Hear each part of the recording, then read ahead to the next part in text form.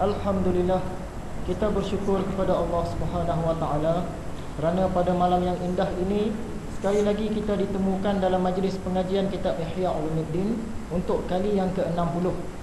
Yang mana pengajian kitab Ihya ini ialah untuk menyeimbangkan di antara tiga tungku agama, iaitu tauhid, fiqh dan tasawuf. Sebelum kita mengimbas kembali dan sebelum kita masuk kepada pelajaran hari ini, kita tengok gambar dulu. Gambar yang saya lekatkan di sana ialah gambar Taif. Taif ni satu tempat di Mekah, dekat dengan Mekah, yang mana Nabi Muhammad pernah pergi berdakwah ke sana dan dia dibaling dengan batu oleh kanak-kanak. Orang tua-tua kalau baling batu nampak tak elok, jadi dia hasut kanak-kanak ni supaya baling batu kepada Rasulullah. Itulah gambaran Taif. Taif ni sebenarnya satu kawasan tinggi dan udara dia sejuk. Lebih kurang macam Cameron Highland lah kot di sini. Yang kita gambarkan kalau Taif ni padang pasir, gurun, tanah Arab kan. Rupa-rupanya Taif ni satu tempat yang sejuk dan dia kawasan pelancongan, kawasan tanah tinggi. Di bahagian dalam pun ada gambar Taif lagi. Di kawasan pergunungan, siap dengan kereta kabel dia sekarang. Kalau dapat melancong ke Taif ni seronok lah. Walaupun nampak macam gurun di atas bukit, tapi dia kawasan sejuk. Itu Taif. Sekarang kita nak imbas kembali pelajaran minggu lepas. Bukan 2 minggu lepas, silap tulis tu, minggu lepas. Benarkah Yesus lahir pada 25 hari bulan Disember sebagaimana yang disambut oleh orang-orang Kristian? Katanya Yesus ataupun Nabi Isa ni lahir pada 25 hari bulan Disember. Sebenarnya kalau mengikutkan kitab Bible sendiri pun, Yesus tidak lahir pada 25 Disember. Kerana dalam Bible dinyatakan ketika Nabi Isa lahir itu, orang-orang duduk di padang dan menggembala kambing. Maksudnya masa itu bukan musim sejuk. Jadi dari mana datangnya tarikh 25 Disember? Daripada perayaan orang-orang Rom zaman dulu. Sebelum orang-orang Rom sana memeluk agama Kristian, dia dah ada macam-macam perayaan lah. Perayaan-perayaan berhala ni lah, menyembah dewa-dewa, menyembah patung-patung, menyembah alam ni. Bila mereka memeluk agama Kristian, dia nak kontrol rakyat dia kaitkan kelahiran Yesus itu dengan 25 Disember. Sedangkan 25 Disember ini ialah hari perayaan agama berhala dulu ni. Apakah maksud Maliki Yaumiddin?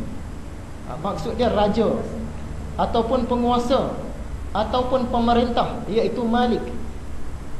Yaum ialah hari, ad-din ialah agama. Penguasa hari agama. Dalam tafsir biasa disebut penguasa hari akhirat.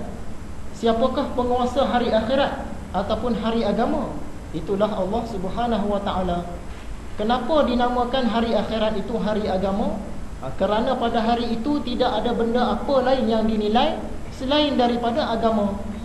Segala harta benda, segala pangkat, segala benda-benda lain lah, semua tak dinilai. Yang dinilai hanyalah agama, iaitu pada hari akhirat. Sebab itu dinamakan Yaumiddin, hari agama. Macam kitab kita ni Ihya Ulumuddin, menghidupkan ilmu-ilmu agama. Adakah kita mesti menolak semua nikmat keduniaan? Tidak. Kita boleh mengambilnya, tetapi jangan sampai kebesaran nikmat dunia itu masuk ke dalam diri kita. Apakah tanda-tanda maka nikmat keduniaan ini dah masuk ke dalam diri kita, kebesaran dia tu? Dia masuk dalam diri kita dan dia menguasai kita. Antara tanda-tanda dia, kita selalu teringat-ingat. Contohlah, kita nak melancong ke luar negara. Tahun ni ke Jerman, tahun depan ke Switzerland, tahun satu lagi ke Amerika Selatan. Dia duk terfikir-fikir selalu. Kalau terlampau terfikir-fikir, maksud dia kebesaran benda tu masuk dalam diri dia. Tapi kalau dia terfikir seimbas, selintas saja, dia buat perancangan, tahun depan cadang-cadang nak pergi melancong ke Jerman lah. Dia merancang tak apa lah. Tapi kalau duk teringat je selalu, tu maksud dia kebesaran benda tu dah masuk ke dalam diri. Jadi dalam hati manusia ni dia tak boleh ada dua benda masuk. Kalau kebesaran makhluk dah masuk, kebesaran Allah dia akan keluar. Dia tak terfikir Allah dah. Sebab dikuasai oleh kebesaran makhluk tu tadi. Lagi satu tanda dia, kalau kita nak satu benda tu, kita nak sangat-sangat. Seandainya tak dapat tu, rasa-rasa macam tak boleh terima. Kalau tak dapat lah benda ni, rasa tak boleh terima lah. Mesti nak juga. Contoh dia nak motor berkuasa tinggi, motor kuasa besar, motor 30,000, motor 50,000. Padahal benda itu bukan untuk kepentingan kita pun. Kita bukan nak bekerja jauh. Memang ada orang kerja jauh kan, dia duduk di Taiping, kerja di Pulau Pinang, dekat pulau, setiap hari berulang. Kalau yang tu motor besar tak apalah. Ini motor dah ada, kereta dah ada, MPV dah ada, tiba-tiba saja-saja nak beli motor besar, kan? Yang tu maksud dia. Dan dia teringat-ingat, kalau tak dapat tu dia rasa macam tak boleh, mesti nak juga. Maksud dia kebesaran benda tu dah masuk dalam diri dia. Itulah tanda-tanda, antara tanda-tanda keduniaan, kebesaran keduniaan masuk dalam diri. Siapakah orang-orang Amish? Sekumpulan penganut agama Kristian yang tinggal di Amerika Syarikat sekarang ini, dan dia mengekalkan cara hidup tradisional. Orang-orang Amish ni, mereka ni asalnya dulu dari Jerman, dari Switzerland, dari Eropah. Tapi dia ada bergaduh sama-sama mazhab Kristian. Bila bergaduh tu, mereka ni pun pindah ke Amerika Syarikat. Bila duduk di Amerika Syarikat, mereka masih mengekalkan cara hidup mereka yang 200-300 tahun dulu, sampailah sekarang. Sebab itu di negeri mereka yang besar tu, dekat Pennsylvania tu, dia pun ramai juta-juta orang.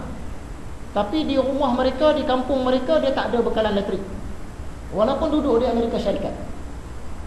Mereka tak ada televisyen, tak ada radio, yang mana alat-alat elektronik ni tak ada. Kereta motor tak ada, dia pakai kereta kuda.